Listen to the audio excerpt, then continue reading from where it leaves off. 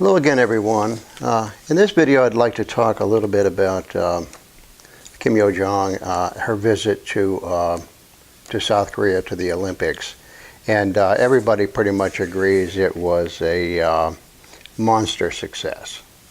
She really she hit this one out of the park. Here's Anna Fifield from the Washington Post. And in the headline, the Ivanka Trump of North Korea captivates people in the South at the Olympics. First paragraph, they marveled at her barely there makeup and her lack of bling. They commented on her plain black outfits and simple purse. They noted the flower-shaped clip that kept her hair back in a no-nonsense style. And there she was, a political princess, but the North Korean first sister that had none of the hallmarks of power and wealth that Koreans south of the divide have come to expect. In looks-obsessed South Korea, many 20-something women list plastic surgery and brand-name bags as life goals. And best of all, Kim Yo Jong was an enigma. Well, I don't think she's an enigma, Kim Yo Jong. I think she's a perfectly fine young lady. She's, of course, what I refer to as royalty. She's the Kim dynasty, and she's the sister of royal blood. The blood of Mount Paktu is what they call it. So, and this, of course, the sister of the supreme leader of North Korea, Kim Jong-un. And I understand she's married to Cho Ryong-hae's second son, Cho Song. I mean, that's reports. Anyway, I'm most interested in how, and like a lot of people are, in how Kim Yo Jong carried herself, and how she looked in her poise, and how she interacted with people around her. And to illustrate the point, I ran across a short clip of media from somewhere, and it shows her coming into the room to meet with South Korean authorities, officials there. And she's preceded into the room by Kim Yong-nam, who is the chairman of the Presidium, and he is the titular head of state of North Korea. I mean, Kim Jong-un is the supreme leader, but Kim Yong-nam is the chairman of the Presidium, and he's the one that meets and greets foreign heads of state. Here he is with President Vladimir Putin of Russia, and he's 90 years old or something. He's like 90 years old. I believe he was born in February 4th, 1928, in Pyongyang, which at that time it was under Japanese control, and I believe they called it Heijo or something. They renamed the city. But anyway, like I say, here they come walking into the room, and this is really interesting. The interaction between Kim Yo Jong and Kim Yong-nam, the older gentleman who's 90 years old, and how they interact. And they're invited by the South Korean officials to sit down. And the place of honor is in the center, where, you know, whoever, and it generally is the oldest person, you know, according to the Confucian ideal, is the oldest person that sits in the middle. And but he didn't want to take it. He deferred to Kim Yo Jong. No, you sit down. And so here she is trying to persuade him to take his rightful place in the center. And she's going back and forth. And there's several frames here that I've clipped, that I've clipped from the video. And what interests me is the expressions on her face. And here we go. She's asking him. She's pleading. It looks like she's cajoling. Then she's insisting. And she's in fact arguing with him. And then finally she relents, and she gives him a real fond smile, like, okay, you win. Now, I think he eventually wound up sitting in the center anyway. But now, whether this was something they put on a little thing for the South Korean authorities, or whether they just were back and forth, and I think it was just a little bit of candid interaction between them, because they look to be they look like they really, really like each other. And, here he is whispering something to her, and it's talking to her, and then she's laughing or smiling, and there's an easy familiarity.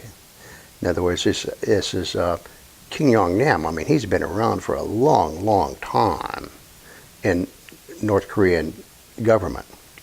I think he was 20 years now. 1998 was when he became chairman of the Presidium.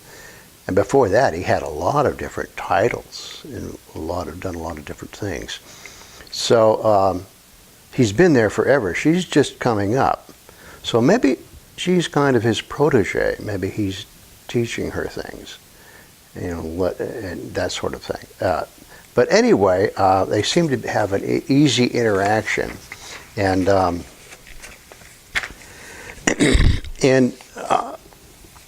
here's another little series of pictures that I've got for you that shows the relationship, kind of the relationship between Kim Yo-nam and Kim Yo Jong.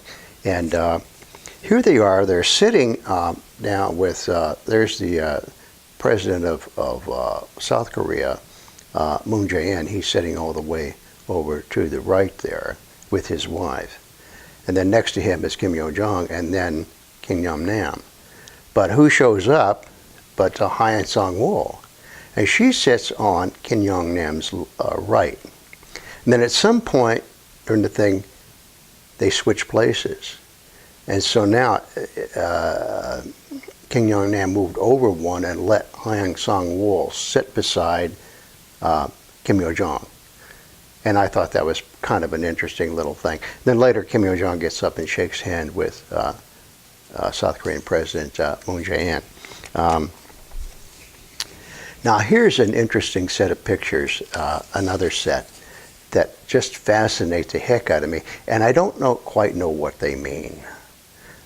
You see something like this and you don't quite understand the meaning, and you have to really talk to people to flesh it out. So if anybody has any ideas, leave them in the comment section below, and kind of figure out what's going on here. But Kim Yo Jong and Kim Yo-nam, they return to Pyongyang, and looks like in the middle of the night. Anyway, it's dark. And here's their plane landing. And then it taxis up to the red carpet, where there's a whole line of soldiers waiting on one side of the red carpet, not on both sides, just on one side. And I believe that's the way they do it. I don't think they have a both side thing. But anyway, the soldiers waiting on the red carpet there, and then the band strikes up a merry tune. They got a band there, and then they get off the plane. And Kim Yo-nam, he takes off down the carpet and leaves Kim Yo Jong behind. She's standing behind. And what does she do? Something interesting. Kim Yo Jong moves over to the corner of the carpet and stands there, while Kim Yo-nam, the old gentleman, moves down the carpet saluting the soldiers. But here's something you rarely see, is when Kim Yo Jong steps on the carpet, here's a guy that does a full kowtow. I've got him underneath that red arrow there. And he bends over from the waist in a 90-degree thing. You don't see this much in North Korea. Early on in Kim Jong-un's career, I saw people bowing, like when he'd come in to inspect a shop. Sometimes the people would bow, but that stopped almost immediately. You hardly ever see anybody kowtow. That's really a rarity in North Korea. But here's a guy kowtowing to Kim Yo Jong, and that's wild. I mean, I have no idea. He just flipped, That's a still from the video, but the guy just bent like a jackknife as soon as she stepped onto the carpet. Then she moved over to the corner, and then as Kim Yo-nam was moving down the carpet, then she and a couple other guys, they walk parallel, but they're on the tarmac. They're not on the carpet. So here's Kim Yo Jong, the political princess, the sister of Kim Jong-un. She doesn't walk the carpet. That's reserved for Kim Jong-nam, the titular head of state. But then when they come down to the end, then she greets the waiting dignitaries, the welcoming committee that are there to welcome them back. And she gets to shake hands with them and stuff. And at that point, she's standing on the red carpet. But she doesn't walk the carpet. So for whatever that's worth, I thought that was interesting. That she might have got all the attention in South Korea.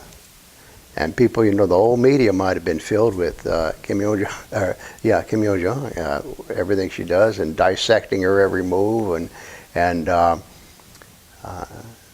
everywhere she went. Here's a picture I like. I'll throw this picture in at the end. Here's a picture I like with the security. She's these big, huge South Korean security guys, like 3 or 4 of them, and they got the glasses on with the earpiece, and there she is in the center looking small, but these guys are there to protect her. She got the royal treatment. But when she gets back to Pyongyang, she doesn't get to walk the carpet.